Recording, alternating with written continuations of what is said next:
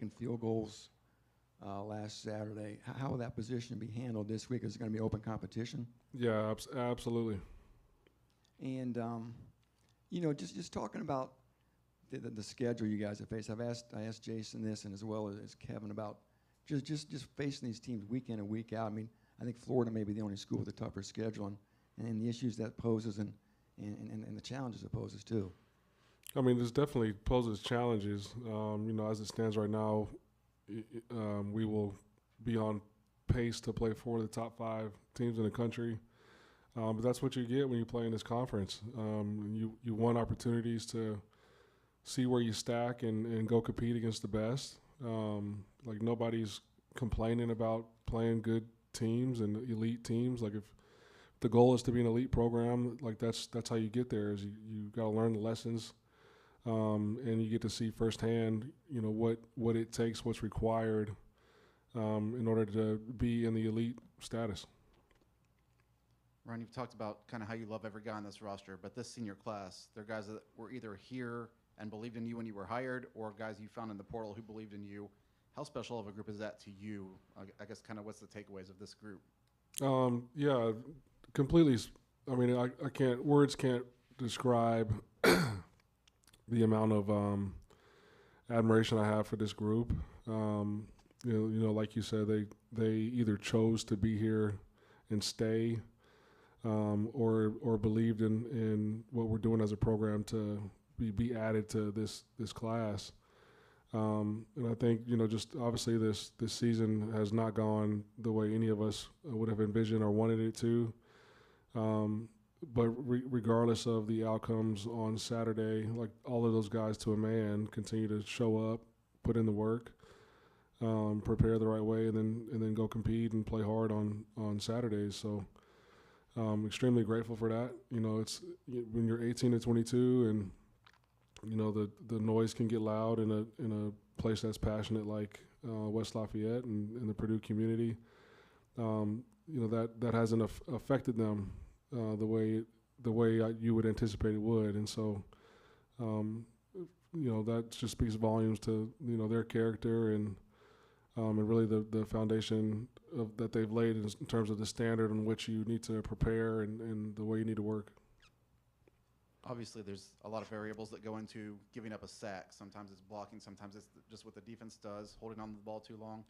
Is there kind of maybe a constant you can combine with all of that, which is, obviously been a drive killer at times for you, is just taking an untimely sack? Yeah, I mean, there's a combination of a number of things. One, you're playing against an elite defense, and you might lose a one-on-one matchup. There might be a scheme scenario where you got to get the ball out quickly and you're hot off of a blitz.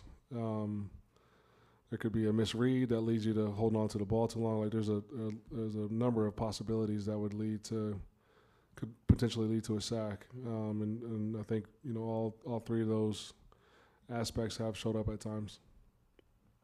Is by extension of that, how would you evaluate Hudson's performance on Saturday, and maybe especially in some of those, like getting rid of the ball in a timely way? There were. I'm sure there's a couple throws that he would like back, and a couple reads he would like back. And again, like that's you also have to look at it as like that is an elite defense, and a lot that has posed a lot of people problems. The number 4 team in the country didn't get in the end zone either against them.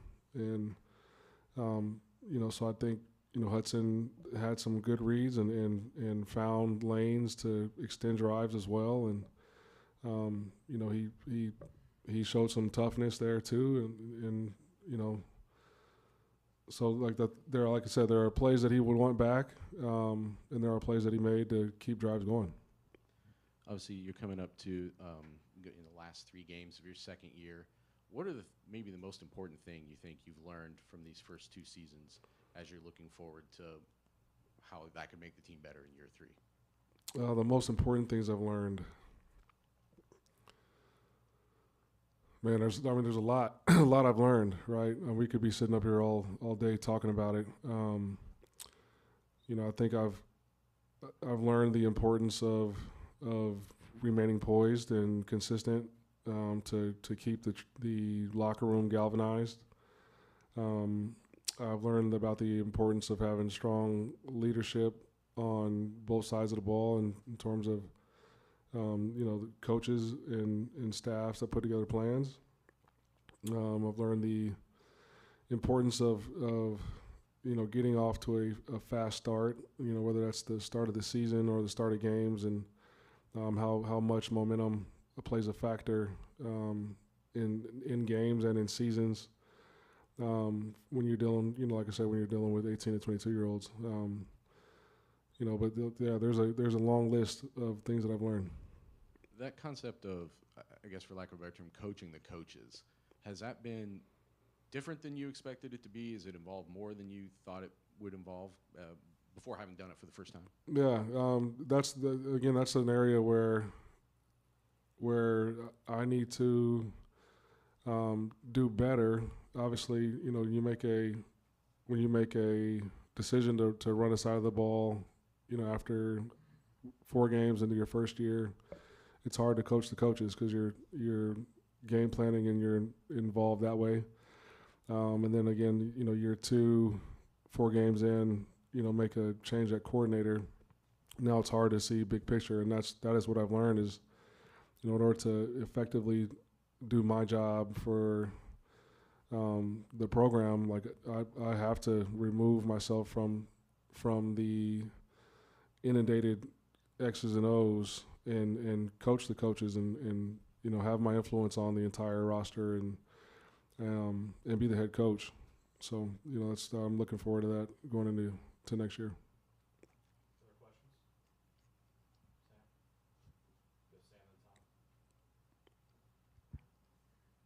Hudson Miller is 6'2", 230. Does not look like a guy that would play the position he does Yeah. at this level. But each week he's gotten more and more reps on Saturdays, and now it looks like he's in a position where he might play a lot of reps this week and played a lot on against Ohio State. How has he kind of elevated up the depth chart and kind of proven that size doesn't matter? It's more heart and will and understanding to do the right things. Yeah, he has been extremely consistent. He's got the heart of a lion. You can't tell him that he's little. You know what I mean? He'll take offense to that. But he plays the game the right way, and he's what you want your locker room to embody in terms of toughness. The no excuse attitude and just his willingness and drive to get the job done. You look out there and you can't believe he's making some of the plays he's making just because of the stature. But like I said, he's got the heart of a lion. Hey, Ryan, just back to the field goals again. Was the snaps and holds fine? You just missed a kick. Yeah, snaps and holes look good to me. When will you decide who's going to kick Saturday?